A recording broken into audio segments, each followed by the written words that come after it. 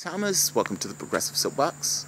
So I am outside on a hot Virginia day. We had a storm last night. That storm took out our internet access. So for the past couple of days we haven't had internet.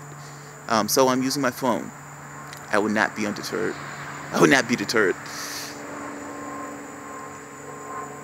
Do you remember on the campaign trail, one of the unlikely candidates got on the stage? And he said amazing things that was mind-blowing, and things that actually drew a large number of people to the polls. I'm going to increase the minimum wage to $10 an hour. I'm going to protect your Social Security and Medicare. I'm going to bring back jobs. I'm going to make America great again. I'm going to rewrite these trade deals. I'm going to kill some of these other trade deals, talking about the TPP. That was Donald Trump. That wasn't some lefty. That was Donald Trump. The person who was whispering in Trump's ear on the campaign trail to say stuff like that was Steve Bannon. Steve Bannon used to work for Breitbart News. Steve Bannon is now back at the helm of Breitbart News. Bannon had a conversation with the Weekly Standard. Now, you've seen my other posts, so you've seen the conversations, everything that took place up to this point for him to leave. In that conversation with the Weekly Standard, he said something that I found to be amazing. The presidency that we fought for and won is now over. What does he mean? Donald Trump is still in office. That's not what he means. What he means is the things that Trump was espousing on the campaign trail, those things that he was talking about, all of these things that they flocked to Trump for, that they supported Trump for, that guy's over. I'm out of the White House. I lost. Ideologically, trying to win that battle, I lost. I'm going to put the article at the bottom. It's an amazing thing to read and for him to be candid about. The question becomes, what happens?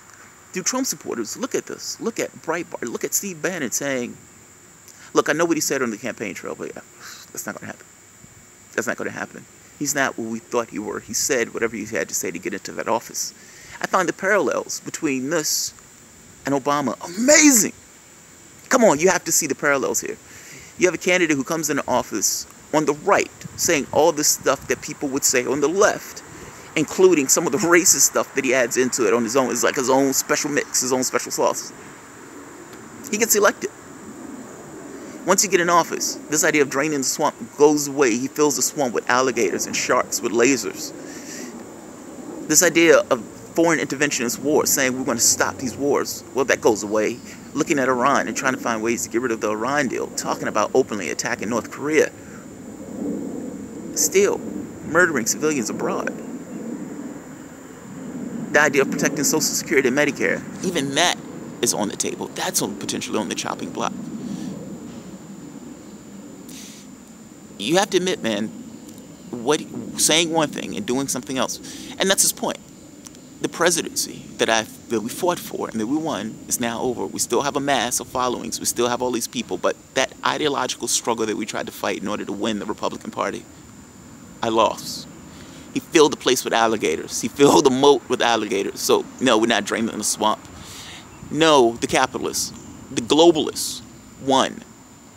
The globalists won. We're going to fight. We're going to have battles. There are going to be days where we win. There are going to be days where we lose. But ultimately, the presidency that we thought we had, the person who we thought we were electing, was not so. 8 months in. 8 months in. It took the realization for Obama 4 years for some, 8 years for others. Me being one of the people for 8 years. He's back at the helm of Breitbart.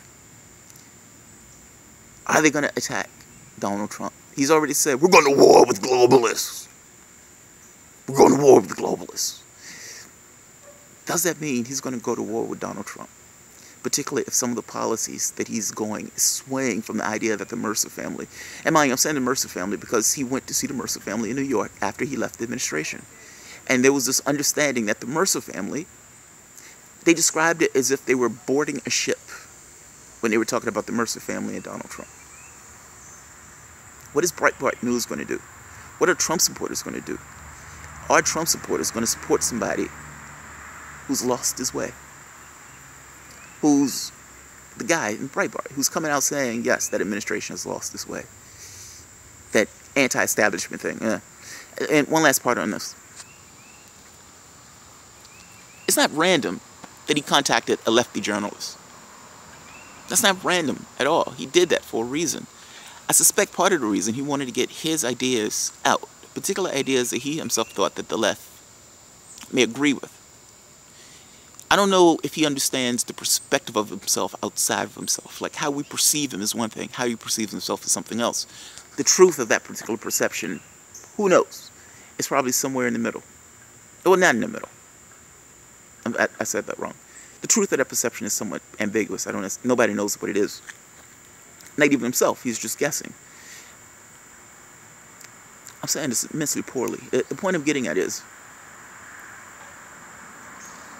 clearly he has this idea of what the left is like. Otherwise, he wouldn't have contacted a reporter from the left. I would even argue that he probably has some idea of the perspective that the left has of himself. But ultimately, he wanted to get his particular ideas he believes that the left would be favorable to, into the circles of the left. I would argue the anti-establishment left. So, he's doing it for a reason. Stay tuned, man. Stay tuned. Let's see what happens. I'll leave it at that. Alright, guys. If you enjoyed the content, feel free to share, write, subscribe. And of course, you can always support the work through Patreon. Thanks.